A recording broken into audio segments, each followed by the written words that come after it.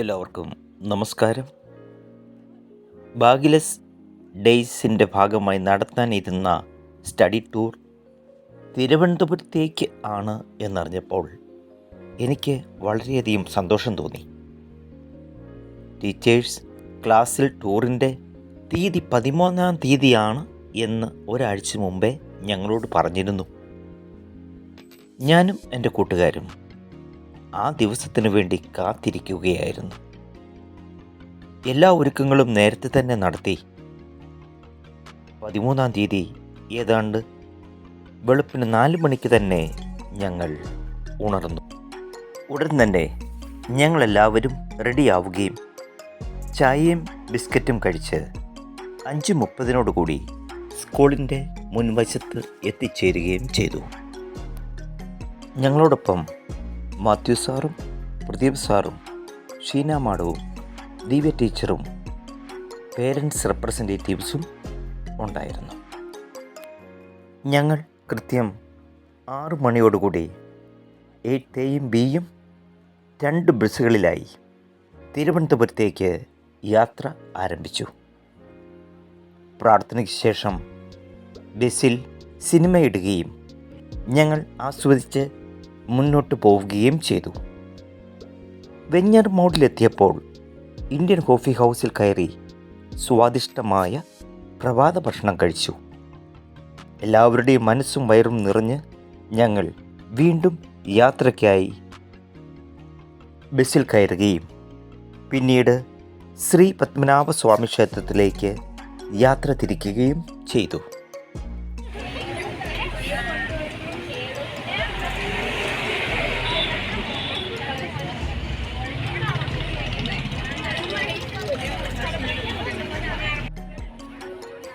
അങ്ങനെ ഏതാണ്ട് 9:30 ഞങ്ങൾ ശ്രീ പത്മനാഭസ്വാമി ക്ഷേത്രത്തിൻ്റെ പരിസരത്ത് എത്തിച്ചേർന്നു.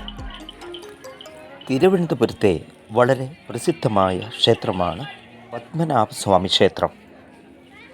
ഈ പ്രസിദ്ധമായ ക്ഷേത്രത്തെപ്പറ്റി കേൾക്കാത്തവർ വളരെ ചുരുക്കമായിരിക്കും. ആയിരക്കണക്കിന് സഞ്ചാരികളാണ് ക്ഷേത്രവും ഇതിനോടനുബന്ധിച്ചുള്ള കുതിരമാളികയും സന്ദർശിക്കാനെത്തുന്നത്.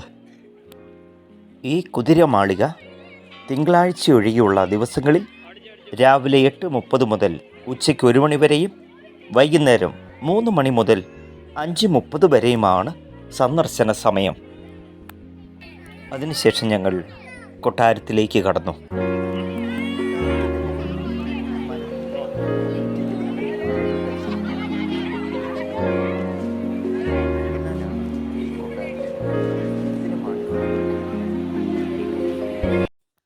കേരള രീതിയിലുള്ള വാസ്തുശില്പകലയാണ് ഈ കൊട്ടാരത്തിൻ്റെ നിർമ്മിതിയിൽ ഉപയോഗിച്ചിട്ടുള്ളത്.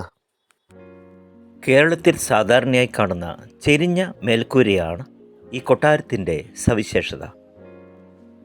500 പേർ ചേർന്ന് 4 വർഷങ്ങൾ കൊണ്ടാണ് ഈ കൊട്ടാരം നിർമ്മിച്ചത്. തേക്ക്, ഈട്ടി, ഈ മരങ്ങൾ ഉപയോഗിച്ചാണ് ഈ കൊട്ടാരത്തിൻ്റെ നിർമ്മാണം. മാർബിൾ, ഗ്രാനൈറ്റ് തുടങ്ങിയവയും ഈ കൊട്ടാരത്തിൻ്റെ നിർമ്മാണത്തിന് ഉപയോഗിച്ചിട്ടുണ്ട്.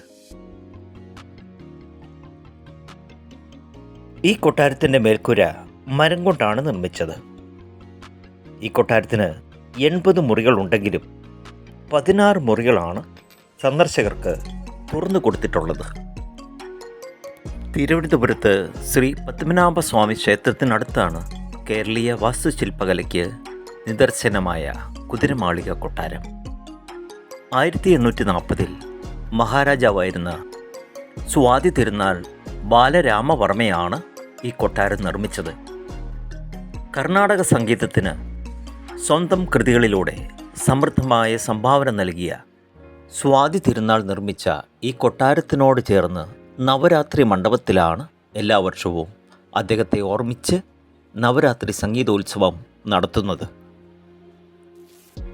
നവരാത്രി മണ്ഡപം സ്ഥിതി ചെയ്യുന്ന കെട്ടിടത്തിലൂടെയാണ് ഇന്ന് കുതിരമാളികയിലേക്കുള്ള പ്രവേശനം. 9 ദിവസവും സ്വാതി തിരുനാളിൻ്റെ 9 വിശിഷ്ട കൃതികൾ പ്രധാനമായി അവതരിപ്പിക്കുന്ന നവരാത്രി സംഗീതോത്സവത്തിലൂടെ കീർത്തികേട്ട ഈ കൊട്ടാരം ഇന്നൊരു മ്യൂസിയം കൂടിയാണ്. ഇന്ന് മ്യൂസിയമായും പ്രവർത്തിക്കുന്ന കൊട്ടാരത്തിൽ മാർബിൾ ശില്പങ്ങൾ, കഥകളി രൂപങ്ങൾ, ബെൽജിയം കണ്ണാടികൾ, നവോത്ഥാന ശൈലിയിലുള്ള ചിത്രങ്ങൾ എന്നിവയുടെ അമൂല്യ ശേഖരമുണ്ട്. കൊട്ടാരം നടന്നു കാണുന്നത് തന്നെ സഞ്ചാരികൾക്ക് വിജ്ഞാനപ്രദവും മറ്റൊരു കാലത്തിലേക്കുള്ള തിരിഞ്ഞുനോട്ടവും ആണ്. ഇവിടെയുള്ള ഓരോ കാഴ്ചകളുടെയും പ്രാധാന്യം വിവരിച്ചു തരുവാൻ ഇവിടെ സഹായികളുമുണ്ട്. അപ്പോഴാണ് അവിടെ പോളണ്ടിൽ നിന്നുള്ള കുറേ ടൂറിസ്റ്റുകൾ എത്തിയത്. ഞങ്ങൾക്ക് വളരെ സന്തോഷമായി. ഞങ്ങൾ അവരോട് ഇംഗ്ലീഷിൽ സംസാരിച്ചു. അവർ ഞങ്ങളോടും വളരെ സൗഹൃദമായിട്ട് പെരുമാറി. അതിനുശേഷം ഞങ്ങൾ അവരോടൊപ്പം ഫോട്ടോയെടുത്തു. ഈ പോളണ്ടിൽ നിന്നുള്ള സഞ്ചാരികൾ ഞങ്ങളോട് കേരളത്തെപ്പറ്റിയും കേരളത്തിൻ്റെ സവിശേഷതകളെപ്പറ്റിയും ഞങ്ങളുടെ വിദ്യാഭ്യാസത്തെപ്പറ്റിയും മറ്റു വളരെയേറെ കാര്യങ്ങൾ ഞങ്ങളോട് ചോദിച്ചു മനസ്സിലാക്കി.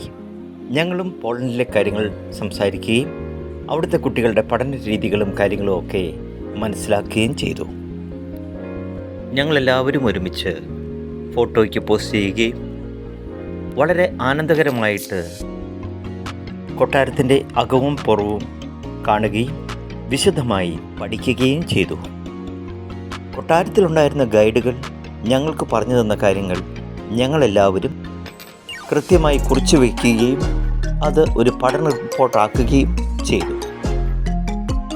ഏതാണ്ട് ഞങ്ങളെല്ലാവരും കൊട്ടാരത്തിൻ്റെ വെളിയിൽ 1 മണിക്കൂറോളം ചെലവഴിക്കുകയും സൗഹൃദങ്ങൾ പങ്കുവയ്ക്കുകയും ചെയ്തതിന് ശേഷം വീണ്ടും അടുത്ത വാക്സ് മ്യൂസിയത്തിലേക്ക് പോയി.